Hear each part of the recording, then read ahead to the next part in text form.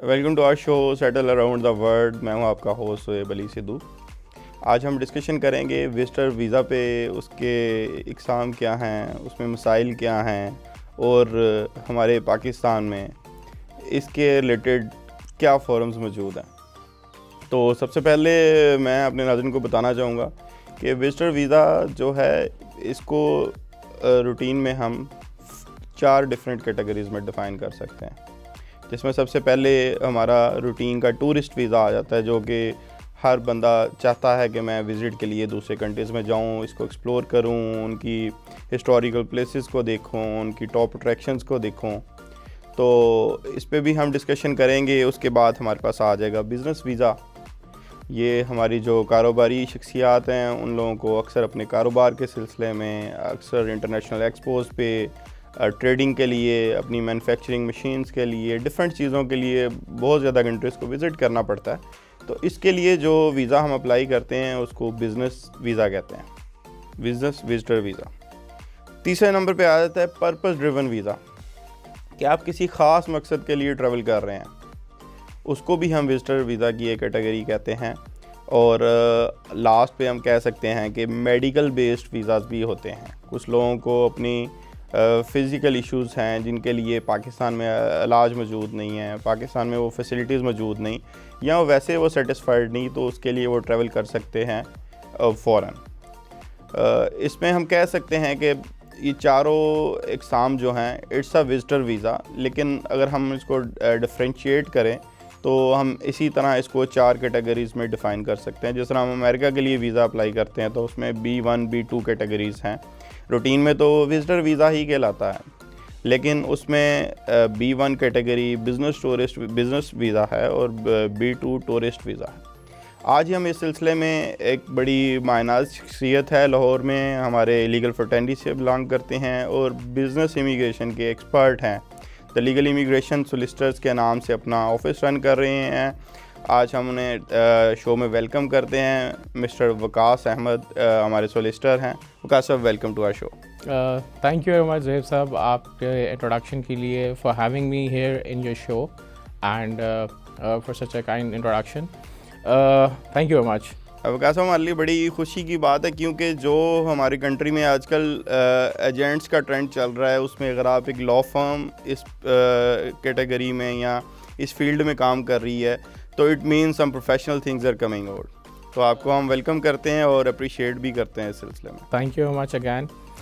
बिल्कुल आपने ठीक फरमाया कि पाकिस्तान में हमारे यहाँ पे जिस तरह का ट्रस्ट डेफिसिट है, इस फील्ड में प्रोबेबली ज़्यादा लोग, उनकी इंटेंशंस ये होती हैं कि काम होता है नहीं होता है, लोगों को गाइडेंस प्रॉपर प्रोवाइड नहीं की जाती है और अल्टीमेटली लोग फिर सफ़र कर रहे होते हैं और ठीक तरीके से उनको गाइड नहीं किया जाता, उनको रिक्वायरमेंट्स और चीज़ों के बारे में बताया नहीं जाता।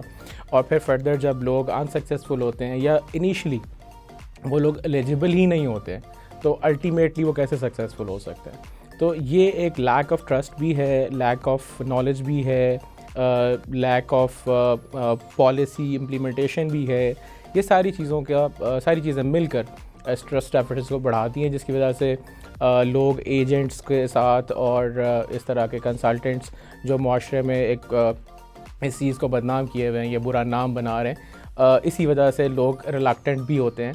तो समहाउ ट्रैवल करने के लिए दुनिया में it's a great opportunity for each and everything. अगर वो लोग हमें आके अप्रोच करते हैं और हम ठीक से गाइड करते हैं तो एटलीस्ट दे नो के what they have to do. हाँ जी, ये बहुत अच्छी बात है कि आप as a advocate, as a solicitor उनको गाइड करते हैं।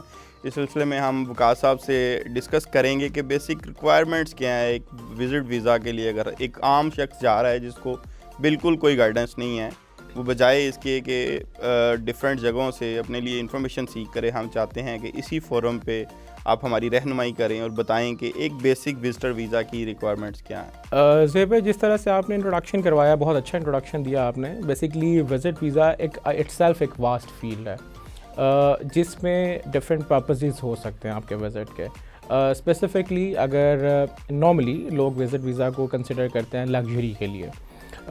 लाइक अगर कोई बंदा ट्रैवल और टूरिज़म में बिलीव करता है और वो डेस्टिनेशंस को एक्सप्लोर करना चाहता है, तो सबसे पहले स्पेसिफ़िकली लोग इसको माइंड में रखते हैं। लेकिन अनफॉर्चुनेटली पाकिस्तान में, हमारे जैसे मुल्क में मोस्टली जो लोग हैं वो इसको इस तरह से ऐसी अपॉर्चुनिटी देखते हैं कि विज़िट वीज़ा के थ्रू हम किसी भी फॉरेन कंट्री में जो कि एस्टैब्लिश्ड दुनिया के मुल्क हैं वहाँ पे हम किसी भी तरीके से पहुँच जाएं और पहुँचने के बाद इलीगल तरीके से अर्निंग्स को या अपना कुछ अर्न करके उन चीज़ों को हम डिस्कस करेंगे। बेसिकली हम अपने नाज़रीन के लिए चाहेंगे कि आप हमें सबसे पहले तो ये बताएं कि मैं एक विजिटर वीज़ा अप्लाई करना चाह रहा हूँ, मुझे क्या रिक्वायरमेंट्स हैं, मैं क्या करूँगा उसके लिए। अगैन जिस तरह से आपने इंट्रोडक्शन में भी कहा कि विजिट वीज़ा की डिफरेंट कैटेगरीज हैं, जिस तरह से फ़िलहाल हम आपसे चाहेंगे कि आप हमें जनरल उसका व्यू दें, उसके बाद फिर हम स्पेसिफिक कैटेगरी वाइज भी इसको डिस्कस करें। ऑलराइट, स्पेसिफिकली तो ऐसा रिक्वायरमेंट्स नहीं है, ये वेरी करता है कि आप किस पर्पज़ के लिए जाना चाहते हैं, लेकिन जो बेसिक रिक्वायरमेंट है उसमें हमेशा किसी भी शख्स को जाने के लिए ऑब्वियसली फ़ंड्स की ज़रूरत होती है। अब वो फ़ंड्स डिफरेंट सोर्सेज से होते हैं। उसका सोर्स ऑफ इनकम क्या है? सोर्स ऑफ इनकम उसका बिज़नेस हो सकता है, सोर्स ऑफ इनकम उसका सैलरी हो सकता है, सोर्स ऑफ इनकम उसका कोई भी रेंटल इनकम हो सकता है।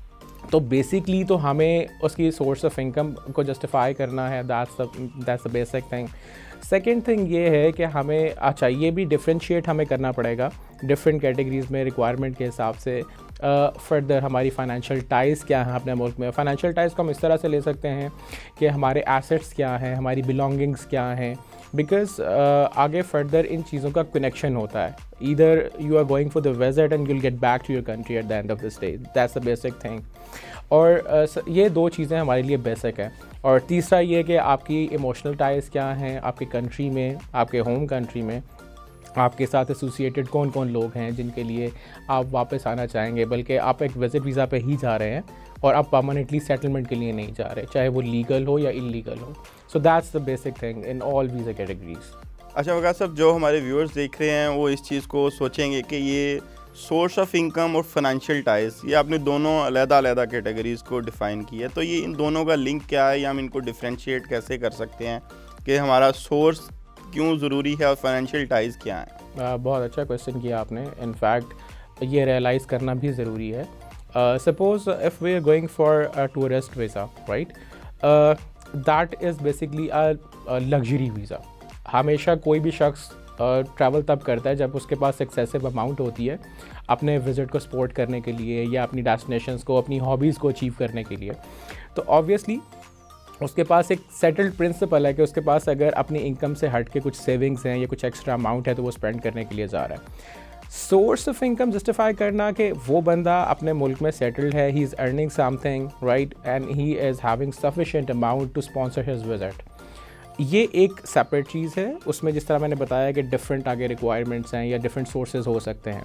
बट अगैन फाइनेंशियल टाइज़ क्या है? फॉर एग्जांपल एक बंदा सिर्फ एक छोटी सी जॉब कर रहा है और उसने बहुत मुश्किल से सेविंग्स की हैं और उन सेविंग्स के अगेंस्ट वो अपना टूर तो स्पॉन्सर कर सकता है, बट हो सकता है कि वो वहाँ पे जाके स्किप हो जाए, वो इलीगल कहीं पे भी स्टे कर ले।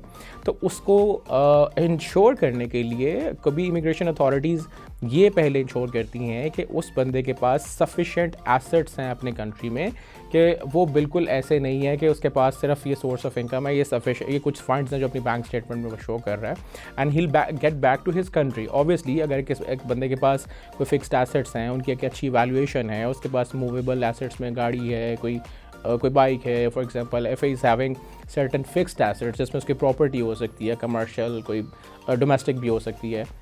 सो these are two different things कि हमें उसके टाइज़ को इंश्योर करने के लिए ये देखना पड़ता है कि उस बंदे के पास फाइनेंशियल टाइज़ में क्या क्या चीज़ है। आपने बहुत अच्छा इसको हाईलाइट किया, क्योंकि हमारे तो रूटीन में यही सोचा जाता है कि अगर आप अच्छा अर्न कर रहे हैं तो that's enough for the tourist visa, लेकिन आपकी बातों से लग रहा है कि हमें फाइनेंशियल टाइज़ भी इस्टेब्लिश करनी ज़रूरी है इस चीज़। एग्जैक्टली, बल्कि मैं यहाँ पे एक और चीज़ हाईलाइट करना ज़रूरी समझूँगा।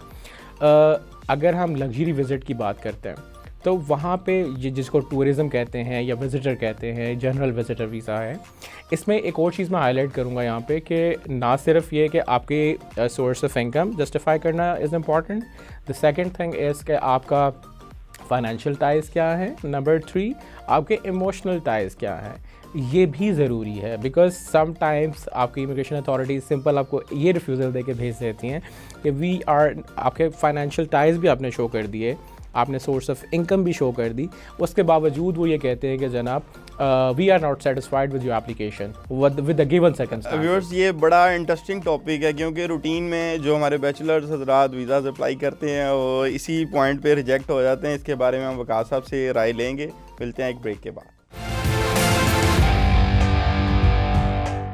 जी तो welcome back to our show. Break पे जाने से पहले बात हो रही थी वकास साहब से कि इमोशनल टाइज़ ये क्या हैं, इसको वकास साहब कैसे इस्टेब्लिश करना है और इसकी क्या वेज हो सकते हैं। काइंडली इस पे ज़रा हाईलाइट करें हमें। बिल्कुल आपने ठीक फरमाया। जिस तरह से हम बात कर रहे थे ब्रेक से पहले कि हम इनकम के साथ साथ अपने एसेट्स को भी डिक्लेयर करते हैं, प्लस सबसे इम्पॉर्टेंट बात यह है कि आपके इमोशनल टाइज़ क्या हैं। अभी याद रखिएगा कि हम बात कर रहे हैं एक टूरिस्ट या एक विज़िटर वीज़ा की, जनरल जो टूरिज़म के लिए जाता है, उसमें इमोशनल टाइज़ इसलिए मैटर करते हैं बिकॉज़ एक बंदा है वो टेम्परेरीली किसी कंट्री में जा रहा है और ये कह के जा रहा है कि मैं घूमने के लिए जा रहा हूँ for example, but he is having very limited sources और उसके पास पीछे भी कुछ नहीं है जिसके लिए वो वापस आए। तो ये इंश्योर करना होता है इमिग्रेशन अथॉरिटीज़ को कि he has certain responsibilities back home, कि वहाँ पे जाने, फॉर एग्ज़ाम्पल अगर एक शादीशुदा है, वहाँ पे बीवी है और वो उस पर डिपेंडेंट है, उससे परमिशन लेना या उससे डिक्लेरेशन लगाना उससे लेकर, फॉर एग्ज़ाम्पल अगर बच्चे हैं तो बच्चे अगर स्कूल गोइंग हैं तो it's a responsibility of a father if he is visiting, तो ही विल डिक्लेयर दैट बच्चे जो हैं वो स्कूल जाते हैं तो obviously he is picking and dropping या फर्दर उनको सपोर्ट करना और सारी चीज़ें, that is important for him. या फॉर एग्ज़ाम्पल घर में माँ बाप हैं और उसके साथ रहते हैं फॉर एग्ज़ाम्पल, तो माँ बाप का नॉर्मली हमारे पेरेंट्स पाकिस्तान में क्या पूरी दुनिया में इनफैक्ट जब लेटर एज में अक्सर लोग डिफरेंट मेडिकल कंडीशंस में होते हैं तो ऑब्वियसली उनका टेक केयर करना उनको। अच्छा वकास, मैं इसी बारे में आपसे पूछना चाह रहा था कि जो हमारे यंगस्टर्स हैं, बैचलर्स हैं, वो अपनी इमोशनल टाइज कैसे इस्टेब्लिश कर सकते हैं। देखें ऐसे तो यंगस्टर्स को भी ऐसा नहीं है कि उनको वीज़ा ग्रांट नहीं हो सकता या टूरिज़्म ग्रांट नहीं हो सकता। ऑब्वियसली इवन अगर उनके पास अपने फ़ंड्स भी नहीं हैं, बट उनके लिए हमें डिफरेंट स्ट्रेटजी यूज़ करनी पड़ेगी कि वो उससे पहले क्या उनकी कोई ट्रैवल हिस्ट्री है जहाँ पे पाकिस्तानी वीज़ाज़ आराम से ग्रांट हो सकते हैं, या for example if he is not earning right now, is a student for example, but वो एडल्ट एज में एंटर हो चुका है, he is not below 18 at least, तो उसके फादर भी उसको स्पॉन्सर कर सकते हैं और रिस्पॉन्सिबिलिटी ओन करते हैं that he will get back to his country at the end of the stay, और इतने सफिशिएंट फंड्स अवेलेबल हैं एंड ये प्रूव करें कि इस बंदे की या इस बच्चे की ये हॉबी है ट्रैवलिंग और इस सारी चीज़ें, तो ऑब्वियसली उस चीज़ को हम डिफरेंट तरीके से जस्टिफाई कर सकते हैं। साहब ये आपने बात की हॉबी की, तो मैं ये पूछना चाहूँगा कि आया ये जो टूरिस्ट वीज़ा है इसमें ये ट्रैवल हिस्ट्री कोई मायने रखती है कि ज़रूरी है एक बंदा जो ट्रैवल कर रहा है उसकी पहले ट्रैवल हिस्ट्री होगी तो वो टूरिस्ट वीज़ा पे जा सकता है? अच्छा, ये बड़ा खूबसूरत क्वेश्चन किया आपने।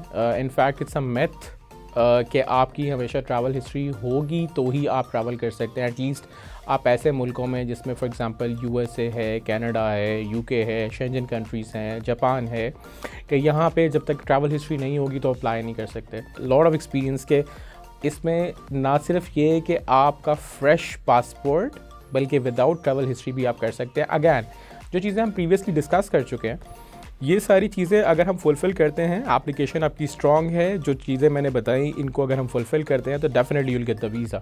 व्यूअर्स, ये आपके लिए बड़ी खुशखबरी वाली बात है कि ज़रूरी नहीं है कि आप पहले टूरिस्ट हों, पहले आपने कंट्रीज़ विज़िट की हों, आखिर आपने कहीं से स्टार्ट करना है। तो इसमें वकास साहब ने हमें बड़ा अच्छा गाइड किया है कि आप फ्रेशली अगर पासपोर्ट बनवाया है तो आप फिर भी टूरिस्ट वीज़ा पे जा सकते हैं, आप कहीं से स्टार्ट कर सकते हैं और आप direct UK, Canada, USA, Schengen countries visit कर सकते हैं। वकास साहब, ये बड़ी हमारे लिए हैरानी वाली और खुश आइंद बात है कि इस तरह भी हो सकता है, क्योंकि हमारे अक्सर जो लोग हैं, दोस्त हैं, वो यही को सवाल करते हैं कि हम डायरेक्ट UK विज़िट करना चाह रहे हैं, हम डायरेक्ट कनाडा विज़िट करना चाह रहे हैं, तो ये आपने हमारी मुश्किल आसान कर दी है। अच्छा वकास साहब, हम आपसे अब डिस्कस करना चाहेंगे कि ये जो बिज़नेस विज़िट वीज़ा है ये कैसे ग्रांट किया जा सकता है और इसके लिए क्या रिक्वायरमेंट्स हैं? अगर हम ये स्पेसिफिकली डिफ़ाइन कर रहे हैं कि we are applying for the business visa, तो definitely will having certain business जिसके हमारी लाइक हम सोल प्रोप्राइटर हो सकते हैं, हम किसी बिज़नेस के पार्टनरशिप हो सकती है, कोई प्राइवेट लिमिटेड कंपनी हो सकती हैं including directors and CEO।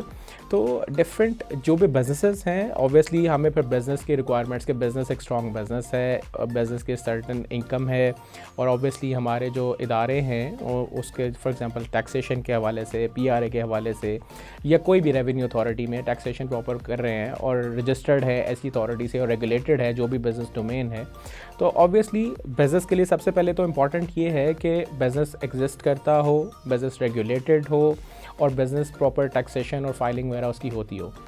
That's number 1। Number 2, अगर वो बिज़नेस प्रॉपर्ली एग्जिस्ट करता है और ऑब्वियसली बिज़नेस को ग्रो करने के लिए, अपनी टारगेट ऑडियंस को देखने के लिए, मार्केटिंग के लिए, अपनी प्रोडक्ट को, फॉर एग्जांपल जो हमारे एक्सपोर्टर्स हैं अक्सर विज़िट करते हैं, तो अपने टारगेटेड प्रोडक्ट को दुनिया में फॉर एग्जीबिशंस अटेंड करने के लिए, डिफरेंट इवेंट्स को अटेंड करने के लिए वो लोग जाते हैं, जहाँ पे एक्सपोज हो सकती हैं, जहाँ पे अपने प्रोडक्ट को इंट्रोड्यूस करवाते हैं। तो ऑब्वियसली सबसे पहले वो कोई कंपनी या कंपनी का एक नॉमिनी भी हो सकता है, ज़रूरी नहीं है कि उसका कोई ऑनर हो, कोई भी एम्प्लॉय भी हो सकता है जिसको कंपनी स्पॉन्सर करती है कि आप हमारी प्रोडक्ट को, सेल्स पर्सन हो सकता है, वो कोई भी कंपनी का नॉमिनी हो सकता है कि जो इस मकसद को आगे लेकर चले और रिप्रेजेंट करे। अच्छा, मैं आपसे इसमें पूछना चाहूँगा कि बिज़नेस वीज़ा में आया हमें कोई कॉन्फ्रेंस, कोई मीटिंग की इनविटेशन ज़रूरी है आनी, या हम खुद भी ट्रैवल कर सकते हैं? अच्छा, इसमें 2 डिफरेंट चीज़ें हैं। सबसे पहली बात तो ये है कि अगर हमारे पास कोई इवेंट है, कोई एक्सपो है, कोई चीज़ है स्पेसिफिकली, अगर हम उसको अटेंड करने के लिए जा रहे हैं, अगर हमारे पास उसकी मेंबरशिप है, या अगर वो ऐसी रिक्वायरमेंट है कि वो परमिशन सीक करनी पड़ती है उसके लिए, तो ऑब्वियसली हम पहले उस इवेंट की परमिशन सीक करेंगे। उसके लिए हमारे पास वो लेटर होना या वो एविडेंस होना ज़रूरी है कि हम इस पर्पज़ के लिए जा रहे हैं। लेकिन बहुत सारे ऐसे प्रोग्राम्स होते हैं जहाँ पे जनरल पब्लिक को इनवाइट किया जाता है, कोई भी एग्जिबिट कर सकता है अपनी चीज़ को, या कोई भी विज़िट कर सकता है फॉर द अवेयरनेस। ज़रूरी नहीं है कि आप अपनी प्रोडक्ट को लॉन्च करने के लिए जा रहे हैं या कैंपेन के लिए जा रहे हैं, उससे हट के, बल्कि आप अपनी अवेयरनेस के लिए कोई कॉन्फ्रेंस या कोई इस तरह की चीज़ जहाँ पे जनरल पब्लिक को इन्वाइट किया गया है, तो आप उसको सिर्फ रेफरेंस दे के बाकी जो चीज़ें हम प्रीवियसली डिस्कस कर चुके हैं बिज़नेस रेलेवेंट, वो हम प्रोवाइड करके तो ऑब्वियसली इस पर जा सकते हैं। जी, ये आपने हमारे इल्म में इजाफ़ा किया कि यानी आपको कॉन्फ्रेंस के लिए इनविटेशन और इन चीज़ों को भी कहीं पे अरेंज करना पड़ेगा, कहीं पे आप लोगों को उसका रेफरेंस देना पड़ेगा, तो इस तरह हम बिज़नेस विज़िट वीज़ा के लिए जा सकते हैं। बिल्कुल। अच्छा वकास, मैं इसमें आपसे पूछना चाहूँगा, जो हमारा बिज़नेस विज़िट वीज़ा है एक बिज़नेसमैन को रिफ्लेक्ट करने के लिए कि yes you are the business entity, इसकी क्या बेसिक इंग्रेडिएंट्स हो सकते हैं? जिस तरह मैंने पहले बताया कि पाकिस्तान में जिस तरह 3 किस्म की बिज़नेस कैटेगरीज़ हैं। फॉर एग्ज़ाम्पल, एक बंदा है, वो बिज़नेस कर रहा है, he is a sole proprietor, उसका वो एक ही ऑनर है, उसके अलावा कोई नहीं है, तो उसके लिए ऑब्वियसली एफिलिएशन जो है वो फॉर्म, मैं टेक्निकलिटीज़ में नहीं जाना चाहता, लेकिन एक जनरल अवेयरनेस के लिए बताऊंगा कि उसको सिर्फ रेगुलेट करने वाली, या तो अगर कोई डॉक्टर है तो उसको रेगुलेट करे, उसका एक तो लाइसेंस होगा उसके पास, और या फिर FBR की रजिस्ट्रेशन होगी उसके पास, फॉर्म 181 होगा जिसको रिप्रेजेंट करेगा, या उसकी टैक्स डॉक्यूमेंट्स होंगे जो उसके बिज़नेस को रिफ्लेक्ट कर रहे होंगे। So that's number 1। नंबर 2, कोई भी पार्टनरशिप हो सकती है, कोई भी LLP हो सकती है पाकिस्तान में। अगर ये है तो इनके लिए डिफरेंट रेगुलेटरी अथॉरिटीज़ हैं। फॉर एग्ज़ाम्पल, एक AOP है तो उसको एक रेगुलेटरी इदारा और है। अगर फॉर एग्जांपल LLP है, ये प्राइवेट लिमिटेड कंपनी है, तो उसको रेगुलेट करने वाला इदारा SECP है पाकिस्तान में, securities and exchange commission of Pakistan. तो इस तरह से जो इदारे इनको रेगुलेट करते हैं, उससे रेलेवेंट कोई भी बिज़नेस ऑनरशिप है, कोई भी डोमेन है, वो बंदा खुद या अपने किसी भी नॉमिनेटेड पर्सन को विद लीगल जस्टिफिकेशन कि ये रजिस्टर्ड बिजनेस है, he is earning some business, और कोई भी source of income, for example उसकी प्रोडक्ट के बारे में बताएगा। फिर फर्दर उसका जो बिज़नेस टाइटल्ड अकाउंट होना बहुत ज़रूरी है। ये हम अक्सर मिस्टेक करते हैं सोल प्रोप्राइटर्स में कि हम अपनी इंडिविजुअल बैंक स्टेटमेंट्स लगा रहे होते हैं अपने पर्सनल टाइटल से, because you have to remember that business is a separate living entity. हम उसको मर्ज नहीं कर सकते हैं। जिस तरह आप एक ज़िंदा इंसान है, आपका बिज़नेस भी एक एंटिटी है, उसका अलग एक एंटिटी नंबर है, उसका अलग एक पहचान है, उसका अलग अकाउंट होना चाहिए। तो उससे पूरी दुनिया में ये इस तरह से इम्प्लीमेंट होता है कि बिज़नेस से आप अपनी, चाहे आप डायरेक्टर हैं, चाहे आप कोई भी हैं, आप उसे अपनी इनकम ड्रॉ करके पर्सनल अकाउंट पे ट्रांसफ़र करते हैं। सो सोल प्रोप्राइटरशिप में हमें कुछ प्रॉब्लम देखने पड़ते हैं, जिसमें अपनी पर्सनल टाइटल्ड अकाउंट से लोग वो सारा कुछ चला रहे होते हैं। वकास साहब, इसमें जो चैम्बर ऑफ कॉमर्स हैं उनका क्या रोल है एक बिजनेसमैन एंटिटी को रिकग्नाइज़ करने में, या एक बंदे के बिज़नेस विज़िट में, क्या आप समझते हैं उनका कोई रोल है या वो एक ज़रूरी चीज़ है या इग्नोर की जा सकती है? अच्छा, पूरी दुनिया में बहुत से फेक बिजनेसेस होते हैं, स्कैम्स होते हैं। किसी भी चीज़ को प्रूव करने के लिए लॉजिकली उसकी आइडेंटिटी को रिकॉग्नाइज करने के लिए कोई रेगुलेटरी अथॉरिटीज़ जैसे इंस्टीट्यूशंस या चीज़ें होती हैं जिससे रिकग्निशन होना ज़रूरी है किसी भी बिज़नेस के लिए डिफरेंट कंट्रीज़ में। जिस तरह चैम्बर ऑफ कॉमर्स इंडस्ट्री है, तो ये पूरी दुनिया में है, ना सिर्फ पाकिस्तान में। तो इस तरह से अगर आपका बिज़नेस वहाँ से रजिस्टर्ड है, it means that you are, because उनकी सर्टेन रिक्वायरमेंट्स हैं आपको वो सर्टिफिकेट देने के लिए रेगुलेशन का। तो इसका मतलब सिंपल ये हुआ कि आप अगर रेगुलेटेड हैं तो it is defining your business that you exist somewhere in the Pakistan. For example if you are in Pakistan, तो आप एग्जिस्ट करते हैं। So this is to prove your identity basically. अच्छा जी, हमने डिस्कशन की है अभी बिज़नेस विज़िट पे और टूरिस्ट विज़िट पे। अब छोटी सी ब्रेक लेने जा रहे हैं, उसके बाद हम डिस्कस करेंगे विकास साहब से पर्पस ड्रिवन विज़िट और medical visit. Welcome back to our show. पहले बात हो रही थी हमारी टूरिस्ट वीज़ा पे और बिज़नेस वीज़ा पे। अब विकास साहब हम नेक्स्ट पे आएंगे, जो पर्पस ड्रिवन वीज़ाज़ हैं, ये क्या वीज़ाज़ हैं, इनमें क्या होता है? ये थोड़ी होता तो ये भी विजिटर कैटेगरी है, बट इसकी रिक्वायरमेंट्स थोड़ी सी डिफरेंट होती हैं। फॉर एग्जांपल सबसे पहले तो हम ये समझ लेंगे पर्पस ड्रिवन है क्या। For example we are having family और रिलेटिव्स और फ्रेंड्स इन डिफरेंट कंट्रीज़। वहाँ पे हमारी कोई शादी होती है, कोई किसी का निकाह है, किसी की बर्थ होती है, या उनकी फैमिली यहाँ पे है, वहाँ पे वो जाना ज़रूरी है, या वो अपनी किसी खुशी में गम में किसी को शरीक करना चाहते हैं। इसमें दो चीज़ें हो सकती हैं।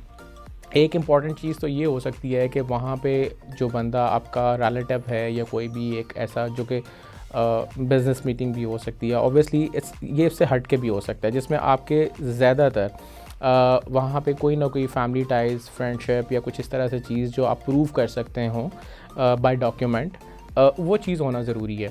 तो उसमें फिर सर्टनली कोई भी बंदा वहाँ से स्पॉन्सरशिप मंगवा सकता है, जिसमें पर्पस बताया जाता है कि हमारे यहाँ कोई शादी है, कोई बर्थ है, कोई इवेंट है, कोई इंगेजमेंट है, इस तरह से, या कोई खुदा न खास्ता फ्यूनरल है, किसी भी किस्म की कोई इस तरह की इमरजेंसी होती है। तो उस कंडीशन में फिर स्पॉन्सर जो वहाँ पे आपकी फैमिली मौजूद है, वो कोई भी मुल्क हो सकता है, वो आपको उस लेटर भेजते हैं। समटाइम्स अगर आपके पास सफिशेंट फंड्स हैं और आप जा सकते हैं, ट्रैवल कर सकते हैं, और आप अपनी स्टेटमेंट, उसके लिए आपको वो सारे चीज़ें मेंशन करना ज़रूरी नहीं है। अगर आपके पास फॉर एग्जांपल उसमें आप अपनी बाउंडिंग्स या इस तरह से चीज़ें मेंशन नहीं कर रहे हैं, बट आपके पास सफिशेंट फ़ंड हैं उस पर्टिकुलर ट्रैवलिंग के लिए, तो definitely you can do that. दूसरी उसमें इंपॉर्टेंट चीज़ ये है कि अगर वो बंदा जो आपको इनवाइट कर रहा है, he is having sufficient funds to sponsor you, और वो ये कहता है कि जनाब आप मेरे पास आके रहाइश पजीर हो सकते हैं, उनके पास सफिशेंट स्पेस है, सफिशेंट फंड्स हैं, he is having nationality and sufficient funds to entertain your visit, तो इस चीज़ को हम पर्टिकुलरली कैटेगराइज करते हैं पर्पस ड्रिवन में। जैसा यूके में हम हाउस सर्वे रिपोर्ट लगा देते हैं कि जहाँ पे ठीक हो गया। तो क्या सब ये जो वेकेशंस विजिट होते हैं रिलेटिव्स को, ये भी हम पर्पस ड्रिवन में इसको लेके आएंगे? यस, इसको हम कर सकते हैं। देयर आर टेक्निकल वेज, हम इसको डायरेक्टली ये नहीं कर सकते कि हमारा दिल कर रहा है मिलने को, but yes, in fact if you are a family, if my brother is in UK for example, he's in Canada, और हम मिले हुए हमें बहुत अरसा हो गया है और वो सपोज़ नहीं आ पा रहे हैं, और वो ये डिक्लेयर करते हैं कि येस दे आर नेशनल्स और they are earning handsome income from business, or some if certain person is a salaried person for example, तो वो कहते हैं जी मेरे पास sufficient funds हैं, मैं जा नहीं पा रहा हूँ अपनी बिजनेस एक्टिविटी की वजह से, लेकिन हम मिलना चाहते हैं एक फैमिली गेट टुगेदर के लिए, और इस तरह से। और उसमें फिर पार्शली जो पार्टी विज़िट करने के लिए जा रही है उसको भी अपने फाइनेंशियल्स को प्रूव करना है, राइट। तो लेकिन गैदरिंग में हम बिल्कुल ये सब कुछ कर सकते हैं, बट अगैन दोनों पार्टीज़ को अपने अपने एंड से पार्टिसिपेशन चाहिए।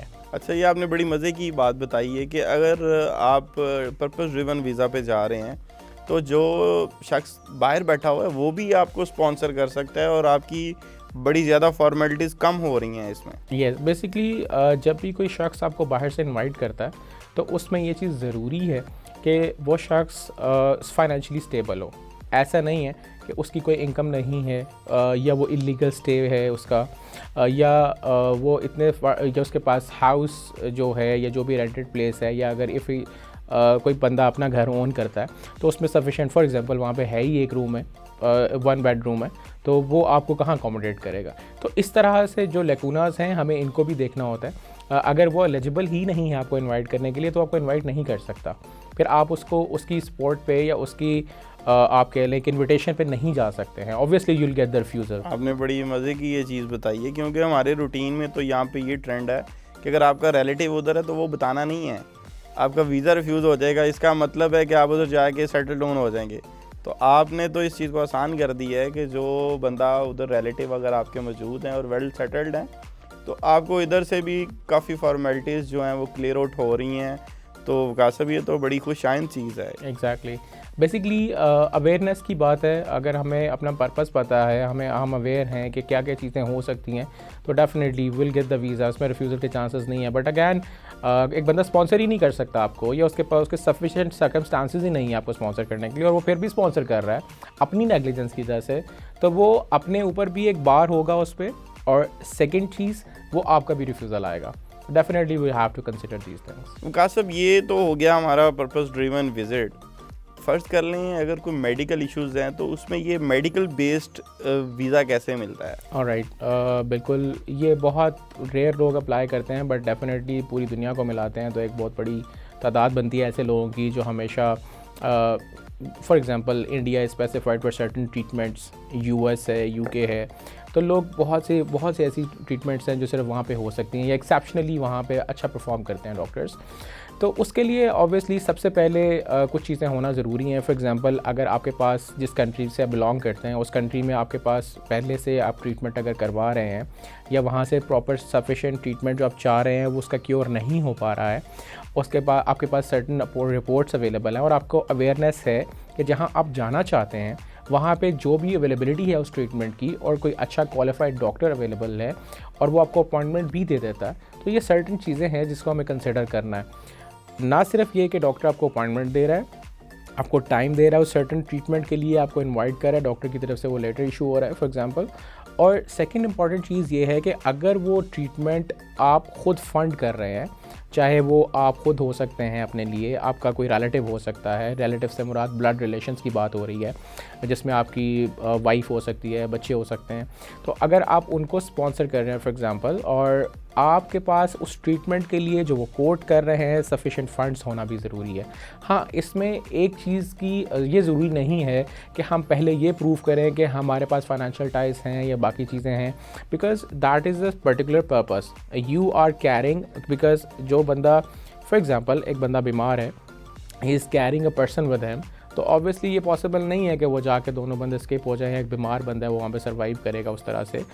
तो स्पेसिफिकली इस वजह से बहुत ज़्यादा फाइनेंशियल टाइज़ और उस तरह से आपकी एसेट्स को डिक्लेयर करना और आपकी बिलोंगिंग्स को दिखाना और अपने इमोशनल टाइज़ को जस्टिफाई करना, so that is a secondary thing now. उसमें इंपॉर्टेंट ये है कि सफिशेंट फंड्स और वहाँ की इन्विटेशन या डॉक्टर से अपॉइंटमेंट। ये तो ह्यूमैनिटेरियन ग्राउंड्स पे भी एक चीज़ है कि एक मेडिकली अगर आप इल हैं तो आपको जहाँ पे भी अच्छा ट्रीटमेंट लग रहा है आप जाके करवा सकते हैं। वकास साहब, ये मेडिकल जो बेस्ड विज़िट है, इसमें हमारे लिए इसका मतलब कुछ चीज़ों पे नरमी भी है, जिस तरह आप कह रहे हैं इमोशनल टाइज और ये वो चीज़ें? आप बिल्कुल कह सकते हैं। बेसिकली ह्यूमैनिटेरियन ग्राउंड्स पे बेसिक आपको वीज़ा ग्रांट किया जा रहा है। इसमें चांसेस कम है कि एक बंदा जाकर, for example if person is travelling alone, तो there are quite brighter chances, specifically अगर हम पाकिस्तान की बात करें। अच्छा, एक और चीज़ यहाँ पे हाईलाइट करना ज़रूरी है कि जितनी भी इमिग्रेशन अथॉरिटीज़ हैं दुनिया में, उनको हर नेशन का जो पास्ट हिस्ट्री है, वहाँ के जो एप्लीकेंट्स हैं, नेचर ऑफ एप्लीकेशन जो है, और जिस तरह से एप्लीकेंट्स का बिहेवियर है, ये सारी चीज़ें ऑन रिकॉर्ड होती है। इसकी प्रॉपर एक साइकोलॉजिकल स्टडी होती है, एक बिहेवियरल पैटर्न होता है कि वो स्टडी करते हैं इमिग्रेशन अथॉरिटीज़ के कौन से कंट्री से कौन लोग किस नेचर के हैं और ये किस तरह के पर्पस के लिए वहाँ पे आते हैं। बेसिकली ये चीज़ भी बड़ा रोल प्ले करती है, और उस चीज़ को वो उसी तरह से रिकॉग्नाइज़ करते हुए वैल्यूएट करते हैं। तो हमारे लिए भी समझना ज़रूरी है कि हमसे पहले हमारे भाई बहनें, हमारे फैमिलीज़ पाकिस्तान से जो अप्लाई करते हैं, स्पेसिफिकली हम पाकिस्तान की बात करेंगे, तो ये बहुत सारी चीज़ें ऐसी हैं जो फेस करनी पड़ती हैं इनको। फॉर एग्जांपल इनसे पहले बहुत से लोग अप्लाई कर चुके होते हैं जो डॉज करते हैं, फेक डॉक्यूमेंट्स जी, लगाते हमारे हैं। तो ये भी थर्ड वर्ल्ड कंट्रीज़ के बड़े इश्यूज हैं, और रूटीन में ये तासुर दिया जाता है कि आपके वीज़ा रिजेक्ट होने के चांसेस ज़्यादा हैं। आया ऐसी कोई चीज़ मौजूद है? स्पेसिफिकली कोई भी इसको डिक्लेयर्ड नहीं है, ना कोई ऐसी पॉलिसी है कि आप पाकिस्तान को या ग्रीन पासपोर्ट पे वीज़ा ग्रांट नहीं होगा। डेफिनेटली जिस तरह हमने इतनी डिटेल में पहले डिस्कशन की है कि आपकी सर्टन पॉलिसी पे या सर्टन रिक्वायरमेंट्स है एप्लीकेशन को स्ट्रॉन्ग करने के लिए, बिकॉज आप और मैं बैठे हैं, हम एक दूसरे से कम्युनिकेट कर रहे हैं, हम एक दूसरे से अपने व्यूज़ को शेयर कर रहे हैं।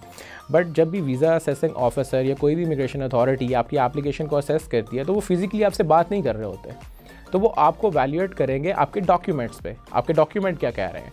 Either they are strong enough to support your purpose और विजिट, तो फिर डेफिनेटली वो उसको कंसिडर करते हुए आपको वीज़ा ग्रांट या रिफ्यूज़ करेंगे। तो हमें डॉक्यूमेंट्री एविडेंस को स्ट्रॉन्ग करना है। वो मुल्क जहाँ पे डॉक्यूमेंट्री एविडेंस इंपॉर्टेंट है उसको स्ट्रॉन्ग करेंगे। फॉर एग्जांपल अगर हम यूएस में अप्लाई करते हैं तो वो साइकोलॉजिकली इंटरव्यू बेस्ड आपकी असेसमेंट होती है, उसमें डॉक्यूमेंट्स मैटर करते हैं, बट अगैन आपके फाइनेंशियल्स भी मैटर करते हैं, लेकिन बेसिक जो उनका फर्दर डिसीजन है वो साइकोलॉजिकल असेसमेट पे है या आपके इंटरव्यू पे है। So these are two different things basically. आज हमने काफ़ी चीज़ों पर डिस्कशन की, और विजिटर वीज़ा में अगर हम इसको इन अ नटशेल क्लोज़ करें तो हम ऐसे कर सकते हैं नाज़रीन के विजिटर वीज़ा में आपने कुछ चीज़ें हैं, कुछ स्टैंडर्ड प्रोटोकॉल्स हैं, आपने उसको एड्रेस करना है, और अगर वो एड्रेस्ड हैं तो आपका वीज़ा रिफ्यूज़ नहीं होगा। इसमें मैं आपको सिर्फ 4 चीज़ें नोट डाउन करवा दूं जो वकास साहब ने हमें डिस्कशन में अभी बताई हैं कि सबसे पहले आपने पर्पज़ ऑफ विज़िट उसको इस्टेब्लिश करना है। उसके बाद आपने सोर्स ऑफ इनकम ज़रूर देना है कि आप किससे फ़ाइनेंशियली हेल्प आउट कर रहे हैं।